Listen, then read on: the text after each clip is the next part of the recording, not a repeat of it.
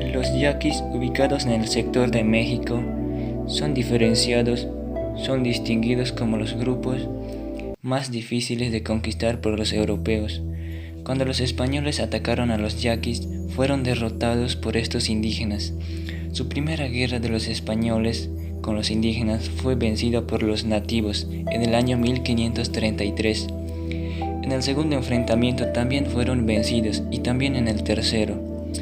Los yaquis parecían aspirar a la conservación total de sus creencias y ser los únicos quienes decidieran cuándo tener contacto con lo exterior. Tras sus victorias sobre los españoles, los yaquis eligieron acercarse a los sacerdotes para que puedan ingresar a sus territorios a fundar misiones y promover los cultivos que los jesuitas comenzaban a introducir en tierras cercanas. En el año 1623, con el trabajo misional, se dice que todos los yaquis habían sido bautizados. En las misiones, los yaquis debían trabajar 3 días a la semana en las tierras para el sustento de ellos mismos y otros 3 días asignados para la reserva comunal. En el año 1734, la administración colonial dispuso el nombramiento de autoridades civiles para la región.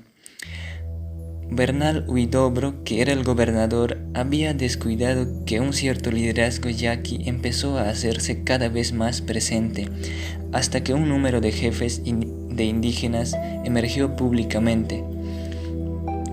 La estructura religiosa de los yaquis era que ellos no tenían sacerdotes permanentes, sino eventuales, rotativos. Huidobro era la primera autoridad no religiosa que los españoles imponían a los yaquis. Una de sus primeras acciones fue el intento de reclutar yaquis para las minas. Pronto recibió la visita de los líderes indios Muni y Bernabé. Desde 1736 existe el registro de las discusiones encabezadas por Muni y Bernabé con el gobernador Huidobro. Entre esas discusiones estaban los abusos de ciertos jesuitas. Los sacerdotes designaban autoridades yaquis sin tomar en cuenta la opinión local. Muni y Bernabé fueron arrestados ante la ausencia de Huidobro por el gobernador interino. Fueron prisioneros junto a otros indígenas. Todos fueron acusados de complotar para un levantamiento. Muni logró hacer llegar un mensaje a otro yaqui principal, quien vino con su gente y acorraló la prisión y exigía la libertad de todos, cosa que lo lograron. Luego de esto, la compañía relevó a 2 sacerdotes quienes eran los más conflictivos. En su reemplazo vino el padre Ignacio María de Nápoli. Llegó con el ánimo vengativo, dispuesto a destinar los frutos de los cultivos yaquis al lugar de donde él venía. También canceló los cargos de ambos líderes gobernantes. Cuando Huidobro regresó de California, repuso los puestos a los gobernantes nativos. Muni y Bernabé presentaron una propuesta a los yaquis, una propuesta de pagar tributo, lo cual fue mal interpretado, los cuales lo rechazaron, lo que provocó la inmediata renuncia de los gobernantes yaquis. Muni y Bernabé viajaron a México a una entrevista con el arzobispo, un persistente rival de los ignacianos, quien les extendió una invitación a los líderes yaquis. Esto tuvo lugar en el año 1739. Los jesuitas eran abusivos y sus prácticas misionales injustas con los yaquis. Muni y Bernabé pedían la separación de Nápoli de las misiones.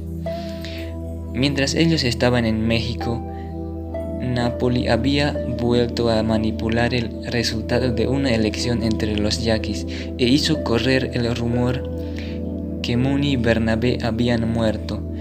A lo largo del tiempo hubo matanzas, robos por parte de los yaquis, hubo enfrentamientos con los españoles.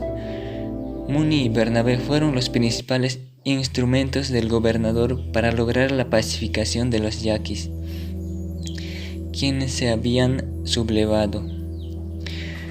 Luego de volver a pacificarse, volvieron a sus campos, a sus rebaños. Los jesuitas habían sido reemplazados con otros. Luego viajó otra vez a México y en lugar de él entró un interino capitán Vildósola, quien empezó liberando a los nativos prisioneros por Huidobro.